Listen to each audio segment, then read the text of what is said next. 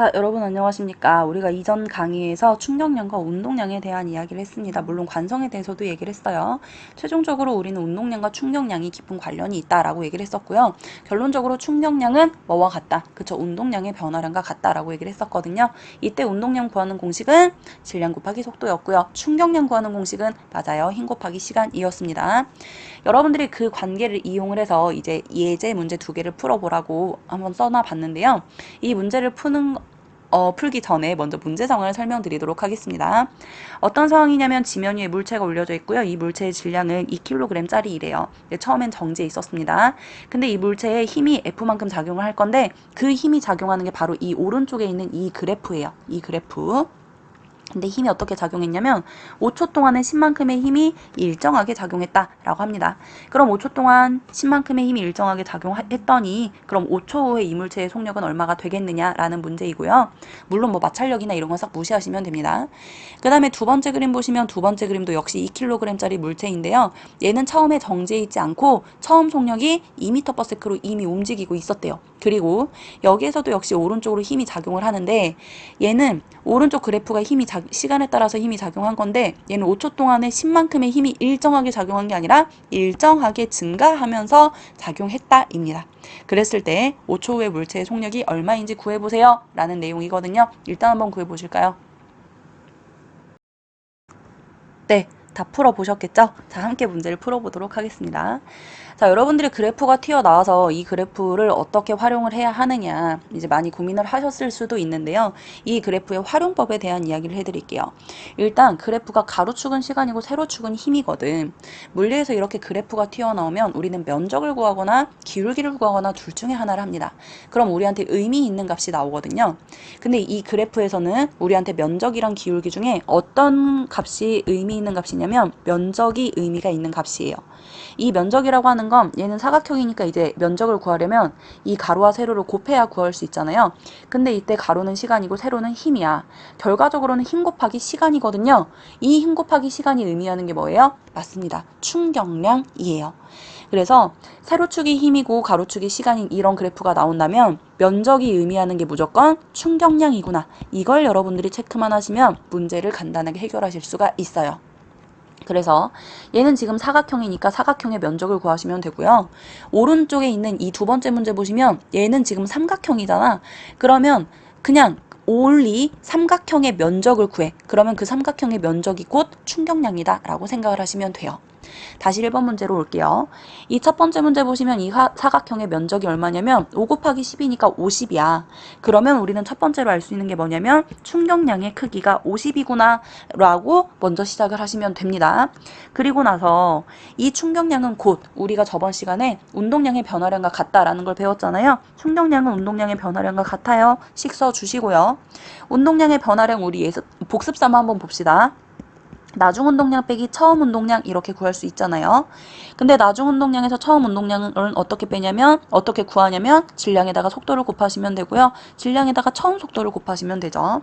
이때 이걸 질량으로 묶어주시면 나중 속도 빼기 처음 속도 이렇게 할 수 있다고 했으니까 여기 이제 대입만 하시면 되겠네. 질량의 크기는 2kg이라 했으니까 2 대입하시고요. 나중 속도가 바로 5초 후의 속도인데 우리가 구해야 하는 값이잖아요. 모르니까 그냥 V 놓으시고 처음 속도는 정지해 있었다고 했으니까 0 대입하시면 됩니다. 우리가 구해야 할 건 5초 후의 속도 바로 V이거든요. V 값 구하시면 25m/s이구나 이렇게 구하시면 됩니다.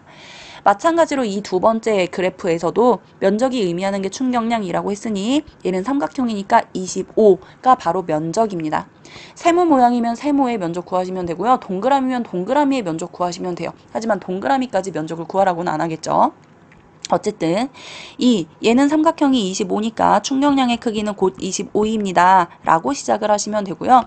조금 전에 썼던 이 운동량의 변화량 공식 그대로 따라가시면 됩니다. 그냥 한 번에 쓸게요. 충격량은 운동량의 변화량과 같고요. 운동량의 변화량은 질량에다가 나중 속도 빼기 처음 속도를 곱한 것과 같습니다. 대입할게요. 질량은 2kg이라고 했으니까 2 대입하시고요. 나중 속도는 역시 5초 후의 속력이거든요. 모르니까 V 대입할게요. 근데 이 물체는 처음에 정지해 있지 않고 2m/s로 움직이고 있었거든요. 그래서 2를 대입하십니다. 그리고 나서 V를 구해주시면 2분의 29 미터 퍼 세크 이렇게 구할 수 있겠죠? 맞아요? 4 넘기면 네, 맞네요. 자, 여러분들이 여기에서 중요하게 보셔야 할 건 뭐냐면 바로 힘과 시간이 의미하는 이 그래프입니다. 이 그래프에서 면적이 의미하는 거 뭐라고? 네, 맞습니다. 면적이 충격량이에요. 그 내용을 우리가 앞으로 쭉 활용을 해야 되기 때문에 힘, 시간 그래프에서 면적이 충격량이라고 하는 건 반드시 끌고 가주셔야 합니다. 자, 예제를 하나 더 보도록 할게요. 이건 무슨 상황이냐면 지면 위에 2kg짜리 물체가 올려져 있었어요. 근데 처음에는 속력이 오른쪽으로 10m/s로 움직이고 있었대. 그랬는데 4초만큼 시간이 지나니까 이 2kg짜리 물체, 똑같은 물체인데 속력이 16m/s로 변했다고 합니다. 이때 이 물체에 작용했을 힘의 크기를 구해보세요. 네, 구했겠죠? 자, 우리가 저번 시간에 충격량은 운동량의 변화량과 같아요. 그 식을 통해서 뭐까지 유도를 했었냐면 힘을 구하는 공식까지 유도를 했었거든요. 다시 한번 볼게요. 충격량은 운동량의 변화량과 같아요. 라고 시작을 하시고요. 이때 충격량 같은 경우는 힘 곱하기 시간으로 바꿨을 수 있었습니다. 그래서 힘 곱하기 시간은 곧 운동량의 변화량과 같았고요. 이걸 우리가 힘에 대하여 정리를 하면 시간분의 운동량의 변화량 이렇게 정리를 할 수가 있었습니다. 여기에 그대로 대입만 하시면 되죠. 자, 힘은 시간분의 운동량의 변화량으로 시작을 하시고요. 이때 시간은 얼마라고 되어 있냐면 시간은 4초라고 되어 있으니까 4 대입하시면 됩니다. 그 다음에 운동량의 변화량 같은 경우는 질량에다가 나중 속도 빼기 처음 속도 이렇게 구할 수 있으니 역시 대입을 하시면 4는 그대로 대입하시고요. 질량의 크기는 2kg이니까 2 대입하시고 나중 속도 16이고요. 빼기 10 하시면 됩니다. 그래서 이거 계산하시면 3 뉴턴만큼이 나오겠네요. 맞아요? 6, 2, 12, 4. 네, 맞죠? 자, 그래서 3뉴턴이라고 이런 식으로 구해주시면 된다라는 걸 여러분들한테 보여드렸습니다. 자, 이제 다음 내용을 보도록 하겠습니다. 우리가 저번 시간까지는 이제 충격량과 운동량의 관계를 알아봤고요. 이번 시간이 바로 메인 내용이라고 생각하시면 될 것 같아요. 충격량과 안전장치라고 되어 있거든요.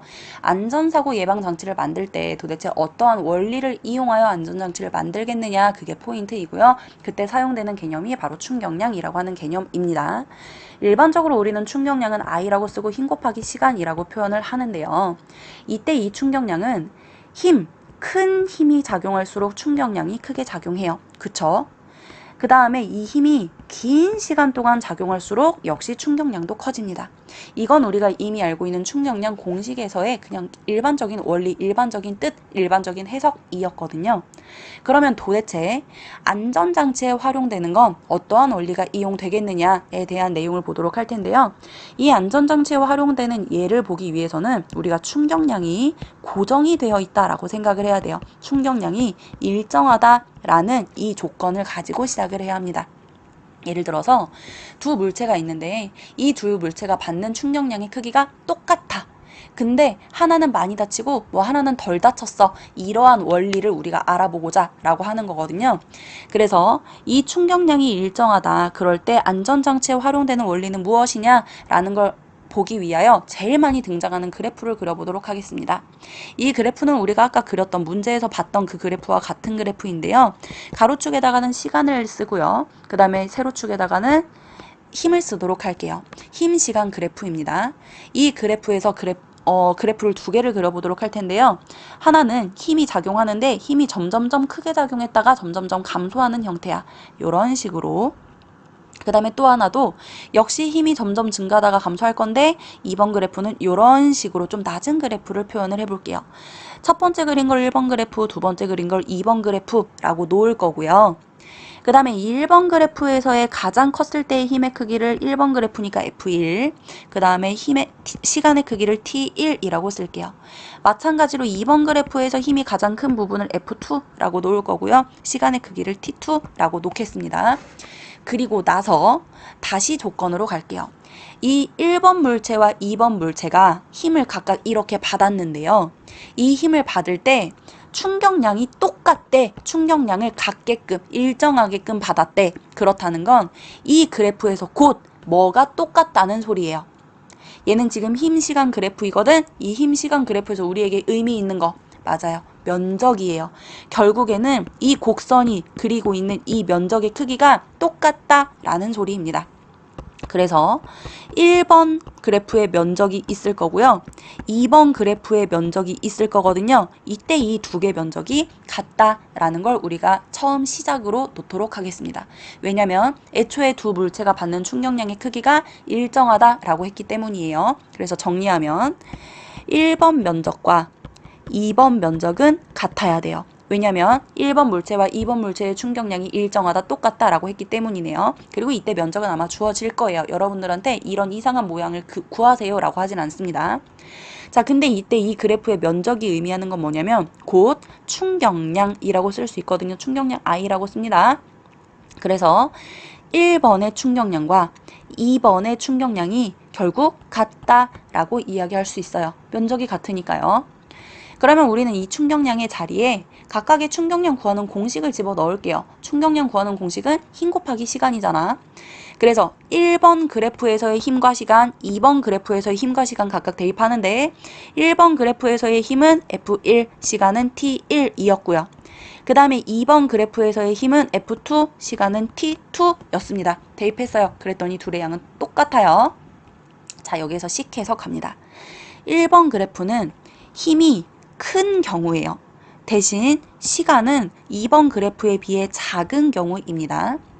근데 2번 그래프는 힘은 상대적으로 낮으나 반대로 시간은 굉장히 오래 걸린, 길게 걸린 이런 경우이거든요.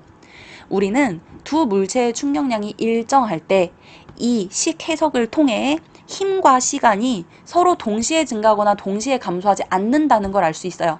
힘이 증가하면 반대로 시간은 감소했고 힘이 감소하면 반대로 시간은 증가했거든요.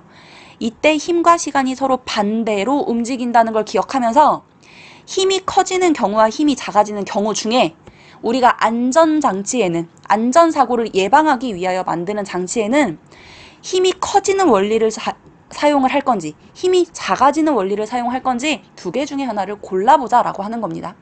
안전장치에 활용되는 원리는 힘이 크게 작용할수록 좋아요? 작게 작용할수록 좋아요? 그쵸. 힘이 작게 작용할수록 좋은 겁니다. 다시 말하면 우리가 충격량을 받을 때, 힘을 받을 때 최대한 힘을 받는 시간을 길게 늘려서 힘을 줄여서 덜 다치게 하는 원리라고요.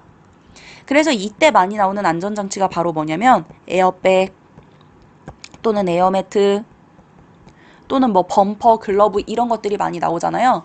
예를 들어서 뭐 에어매트라고 칩시다. 그러면 높은 곳에서 뭐 위험한 상황에 사람이 이렇게 놓였다고 생각해. 근데 이 사람이 이제 지면에 이 사람이 톡 하고 이렇게 떨어져요. 좀 나쁜 예를 들어서 죄송해요. 어쨌든 떨어져요. 근데 이 지면에 떨어지면서 받는 충격량은 변하지 않아. 그런데 이 맨바닥에 떨어지느냐 또는 이 바닥면에 공기로 가득 차 있는 에어매트를 깔고 여기에 사람이 이렇게 서 있다 이렇게 떨어지느냐 이 두 개를 비교하는 거예요. 어쨌든 둘 다 지면에 떨어지면서 지면으로부터 충격을 받게 되는데요. 이 첫 번째 경우는 그냥 지면에 다이렉트로 떨어져서 힘을 한 번에 받는 거예요. 그래서 얘는 시간이 짧은 대신에 힘이 커서 많이 다쳐. 그런데 두 번째 이 에어매트에 떨어지는 경우에는 에어매트 속에 공기가 들어있잖아. 그래서 지면과 맞닿는 순간에 이 에어매트에서 후웅 하고 이렇게 들어오는 거예요. 그러면서 지면과 맞닿는 시간이 증가하게 됩니다. 시간이 증가하면서 상대적으로 어쨌든 지면으로부터 충격을 받는 거기 때문에 충격은 같은 충격량을 받으나 이 공기 매트에서 시간이 늘어남으로 인하여 힘은 반대로 짧아지는 그러한 원리가 적용이 되는 거라고요. 그래서 여러분 이 충격량이 안전장치에 활용되는 원리는 시간을 최대한 길게 늘려서 힘을 덜 받아 덜 다치게 만드는 원리이구나 라는 것을 꼭 기억하셨으면 좋겠습니다. 자, 얘들아, 이 충격량과 관련하여서 이제 얘 두 번째 이것까지만 한번 더 보도록 할게요. 자, 얘는 뭐냐면 달걀입니다. 이 두 개의 달걀은 똑같은 달걀이기 때문에 질량이 n만큼인 같은 아이라고 할게요. 그리고 얘네는 둘 다 같은 높이에 이제 떠 있는 상태인데요. 지면으로부터 떠 있는데 이 달걀 두 개를 가만히 잡고 있다 놓을 거예요. 그럼 이 두 개의 달걀이 지면으로 떨어지겠죠. 그럼 A도 자유낙하 운동을 할 거고요. B도 자유낙하 운동을 하게 될 겁니다. 근데 B 아래에다가 뭘 깔아 놓을 거냐면 방석을 깔아 놓을 거예요. 이때 A와 B 사이에 어떠한 차이점이 생기겠느냐 이걸 살펴볼 건데요. 일단 A A도 B도 처음에 가만히 잡고 있었으니까 둘 다 정지 상태였습니다. 근데 가만히 잡고 있던 달걀을 놓을 거예요. 그래서 지면에 도달을 하는 동안 얘는 자유낙하 운동을 하게 될 거고요. 자유낙하 운동을 하는 이유는 무슨 힘 때문에? 네, 맞아요. 중력이라는 힘 때문에 자유낙하 운동을 합니다. 그리고 바닥면에 도달을 할 때 이 두 달걀의 속력은 어떨까? 그쵸? 둘 다 자유낙하 운동을 할 거기 때문에 이 지구상에 존재하는 물체는 공기저항을 받지 않으면 떨어지는 동안에 늘상 1초당 9.8m/s씩 속도가 증가한다 라고 얘기를 했거든요. 따라서 지면에 도달했을 때의 속도는 A도 V만큼 B도 V만큼일 거예요. 그래가지고 이 두 물체는 속도 변화가 서로 같다라는 걸 알 수가 있습니다. 왜냐면 둘 다 처음에 정지 상태였고요. 둘 다 지면에 도달하는 순간 V만큼의 속도가 같을 것이거든요. 이때 속도 변화는 나중 속도 빼기 처음 속도니까 속도 변화량은 A와 B가 같을 겁니다. 근데 이때 속도 변화량은 우리가 뭐와 연관이 있는 걸 알 수 있냐면 운동량의 변화량과 연관이 있어요. 운동량의 변화량은 질량에다가 나중 속도 빼기 처음 속도 이렇게 곱하면 구할 수 있는데 이때 나중 속도 빼기 처음 속도가 곧 속도 변화량이잖아요. 근데 속도 변화량이 같대. 그리고 질량도 두 개의 질량이 같다라고 했으니 운동량의 변화량도 둘 다 곧 같다라는 걸 알 수가 있겠습니다. 근데요, 이 운동량의 변화량은 우리가 뭐와 같다고 했냐면 충격량과 같다라고 했거든. 그럼 결국 뭐도 같아? 네, 맞습니다. 충격량도 A와 B가 같다라는 걸 알 수가 있어요. 그러면 도대체 뭐가 다르겠느냐라고 봤더니 이 지면과 맞닿으면서 지면으로부터 받는 충격량은 같은데 그 충격을 받는 시간과 충격을 받을 때 그 힘의 크기가 서로 다르다라는 걸 알 수가 있어요. 자, 이때 지면에 맞닿으며 지면으로부터 충격량을 받는 동안의 시간, 그 시간을 A가 받는 시간을 TA, B가 받는 시간을 TB라고 놓으면 A 같은 경우는 지면에 다이렉트로 부딪혀요. 그래서 굉장히 짧은 시간 동안 힘을 받을 거거든요. 하지만 B는 지면에 다이렉트로 떨어지는 게 아니라 방석을 거치면서 떨어져. 그렇기 때문에 지면으로부터 충격을 받는 시간이 길어진다라고 이야기할 수 있습니다. 방석은 충격량을 받는, 그러니까 충격을 받는 시간을 길게 늘려주는 역할을 하는 거예요. 그럼에 따라 충격량이라고 하는 건 힘에다가 시간을 곱해야 구할 수 있는 건데 시간이 B가 더 오래 걸렸다는 걸 알 수가 있고 그걸 통해 지면으로부터 A가 받는 힘의 크기를 FA, 지면으로부터 B가 받는 힘의 크기를 FB라고 놓을 때 시간이 B가 길었으므로 반대로 힘은 A가 받는 힘이 더 크구나 라는 걸 체크할 수 있는 거예요. 그래서 여러분들은 충격량이 같을 때 시간을 길게 들여서 힘을 적게 받아 덜 다치고 달걀도 마찬가지예요. 지면에 다이렉트로 떨어지면 지면이 더 깨질 확률이 커지고요. 방석 위에 떨어지면 깨질 확률이 좀 줄어들잖아요. 이렇게 안전사고 예방에 활용할 수 있다라는 내용입니다. 자, 이제 완전 마지막 내용 충돌입니다. 충돌에서 여러분들이 충격량이 어떻게 되느냐 이제 간단하게 살펴볼 수 있는데요. 여러분들이 이 충돌을 할 때 굉장히 간단한 법칙이 있었어요. 작용, 반작용 법칙을 배웠죠. 뉴턴의 3법칙이었어요. 예를 들어서 작용하는 힘이 있으면 반대로 작용하는 힘도 있다라는 걸 우리가 작용, 반작용 법칙이라고 하는데 그래서 수업 시간에 친구들 한 번씩 다 때려봤잖아. 예를 들어 내가 칠판을 때렸다. 그럼 칠판도 날 때린다. 그걸 우리가 작용, 반작용이라고 부르고요. 좀 나쁜 예를 들면 내가 친구 등을 때렸다. 그럼 친구의 등도 내 손바닥을 때린다 라고 표현을 했었잖아요. 이게 작용하는 힘이 있으면 반대로 작용하는 힘도 있다 라는 제3법칙에 해당합니다. 근데 그 작용 반작용 법칙에 특징이 있었어요. 작용하는 힘과 반작용하는 힘의 크기는 어땠니? 그죠? 내가 칠판을 100만큼으로 때리면 칠판도 나를 100만큼의 힘으로 때린다 라고 했거든요. 그런데 뭐가 달라? 그쵸? 작용하는 힘과 반작용하는 힘은 방향이 서로 반대다 라고 얘기했었습니다. 그걸 이 충돌에 그대로 가져오시면 될 것 같아요. 충돌이라고 하는 건 두 개의 물체가 부딪히는 현상, 그걸 충돌이라고 불러요. 그래서 예를 들어서 A 물체와 B 물체가 있었는데요. 얘네가 서로 마주보고 오다가 어느 순간 이 두 물체가 충돌했다라고 하겠습니다. 충돌했다, 그냥 부딪혔다라고 생각을 하시면 되는데요. 다시 말하면 충돌하는 순간 A와 B는 서로 뭘 받아? 그래, 충격을 받아. 다시 말하면 A와 B는 서로 힘을 가하게 되는 겁니다. 그런데요, 얘네가 충돌하는 순간 A가 B를 밀잖아요. 그럼 B도 A를 뭐하니? 그쵸, 반작용에 의해서 B도 A를 밀게 될 거예요. 이때 A가 B를 미는 힘 오른쪽으로 작용을 할 거고 이 힘을 F1이라고 쓰고 A가 B를 미는 동안 B도 A를 밀 거거든. 그럼 A는 반대 방향으로 힘을 받고 이 힘을 F2라고 쓸 때 이 힘은 서로 무슨 관계야? 그쵸? 작용 반작용 관계입니다. A가 B를 미는 동안 B도 A를 밀었어요. 작용 반작용이라고요. 그리고 이때 작용 반작용 관계이기 때문에 A가 B를 밀었을 때의 힘 F1과 B가 A를 밀었을 때의 힘 F2가 서로 같다라는 걸 알 수 있어요. 크기는 같고요. 방향은 서로 반대입니다. 그 다음 A와 B가 충돌하는 순간 어쨌든 A는 B에게 충격을 가했고 B도 A에게 충격을 가했거든. 그럼 서로 충격을 가할 때의 시간은 어떨까? 그쵸. 충돌이라고 하는 건 동시다발적으로 일어나는 거잖아요. 그래서 A와 B가 서로 힘을 주는 시간, 힘을 받는 시간은 동일해요. 왜냐면 그러니까 충돌하는 순간 힘을 받기 때문입니다. 여기에서 우리가 알 수 있는 거. F값, A가 B에게 작용하는 힘과 B가 A에게 작용하는 힘의 크기는 같고요. A가 B에게 힘을 작용하는 시간, B가 A에게 힘을 작용하는 시간 같다입니다.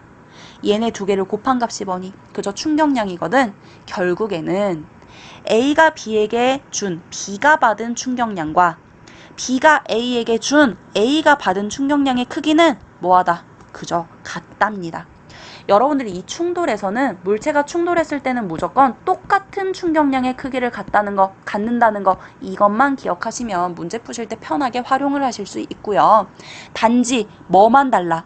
맞아요. 방향이 반대입니다. 우리는 충격량이 방향 성분을 가지고 있다라고 얘기를 했어요. 그래서 A가 B에게 충격을 준 걸 플러스라고 생각을 한다면 B는 A에게 반대 방향으로 힘을 가했으므로 A가 받는 충격량은 마이너스라고 생각을 하시면 돼요. 이거 어떻게 활용하느냐 예를 보도록 할게요. 자, 이때 이 문제 설명드릴게요. 예입니다. 지면 위에 2kg짜리 물체 A와 3kg짜리 물체 B가 지면 위에서 운동을 하고 있었어요. 둘 다 오른쪽으로 운동을 하고 있었거든요. 근데 A는 4m/s이고 B가 2m/s니까 A가 더 빠르게 움직이고 있었던 거야. 그래서 A가 우웅 하고 가가지고 더 빠르니까 B에 가서 쿵 하고 부딪힙니다. 부딪히고 난 후에 이 아래 그림이 된 거예요. 2kg짜리와 3kg짜리는 둘 다 오른쪽으로 움직이고 있는데요. 부딪히고 난 후에 A 물체 2kg짜리는 속력이 얼마인지 속도가 얼마인지 모른대. 그래서 V라고 쓰고요. B 같은 경우는 2m/s라고 되어 있습니다. 아니 4m/s예요. 4m/s. 자, 이때 A의 속력이 얼마인지 구해보세요 라는 문제입니다. 그래서 V 값을 구하는 거예요. 자, 첫 번째로 우리가 여기에서 알 수 있는 단서는 뭐냐면 B를 통해 B의 운동량의 변화량을 알 수 있습니다. 운동량의 변화량 B 거 구해볼게요. 왜냐면 B는 질량 알고요. 나중 속도와 처음 속도를 알고 있거든요. 그래서 대입 한번 해볼게요. 자, 운동량의 변화량은 어떻게 구하냐면 질량에다가 나중 속도 빼기 처음 속도 하시면 구할 수 있거든요. 그러면 이 운동량의 변화량은 B는 3kg이니까 3 대입하시고요. 나중 속도 4고요. 처음 속도 2거든요. 4 빼기 2 하시면 되겠네요. 그래서 운동량의 변화량의 크기는 6, 2예요. 근데 이때 B가 받은 운동량의 변화량은 B의 운동량의 변화량은 곧 뭐가 같냐면 B가 받은 충격량과 같다라는 걸 알 수가 있네요. 그래서 B가 받은 충격량이 6입니다. 라고 할 수가 있는데요. 우리가 조금 전에 충돌할 때는 B가 받은 충격량이랑 A가 받은 충격량이랑 똑같다라고 했잖아요. 단지 뭐만 반대예요? 방향만 반대입니다. 그래서 A가 받은 충격량의 크기도 6이에요. 라고 쓸 수가 있는데요. 여기에다 우리가 하나를 해줘야 돼. 무슨지. 맞아요. A는 충격량을 반대로 받았으니까 6 앞에다가 마이너스 표시해 주셔야 됩니다. 그리고 나서 똑같이 식 대입하시면 돼요. 운동량의 변화량 어떻게 구하냐면 질량에다가 나중 속도 빼기 처음 속도 대입하시면 되잖아요. 근데 A는 2kg이니까 2 대입하시고요. 나중 속도 모르니까 V 대입하시고요. 처음에는 4m/s였으니까 4 대입하시면 돼요. 그래서 V 값을 구하시면 됩니다. 그래서 얘들아 V 구하면 얼마 나와요? 8, 2. V 값은 1m/s 만큼 나오네요. 자, 여러분들이 천천히 다시 한번 계산해 보시면 될 것 같아요. 자, 얘들아, 이 운동량과 충격량 부분은 생각보다 내용이 많았어요. 일단 공식은 굉장히 간단했는데요. 여러분들이 문제에 적용을 했으면 좋겠어서 여러 문제를 풀어보느라 상당히 시간이 오래 걸린 것처럼 느껴집니다. 얘들아, 사실상 내용이 그렇게 많지는 않아요. 어쨌든 이 단원에서 제일 중요한 건 뭐냐면 안전사고 예방장치예요. 안전장치에는 시간을 어떻게 한다고, 그죠? 시간을 길게 들여서 최대한 힘을 적게 받는 원리를 활용한다 라고 얘기를 했습니다. 그러니까 충격량이 같을 때였어요. 그래서 여러분들 이 부분 제발 다시 한번 복습해 주시고요. 이 역학적 시스템 부분은 여러분들이 이 물리 부분이어서 굉장히 어려워하는 부분이고, 그 다음에 이 운동량과 충격량 부분은 또 계산할 부분도 있어서 더 어려워하는 부분이거든요. 그래도 꼭 복습 한 번씩 해보시고 시험 볼 때 잘 활용하셨으면 좋겠습니다. 모두 고생 많으셨어요.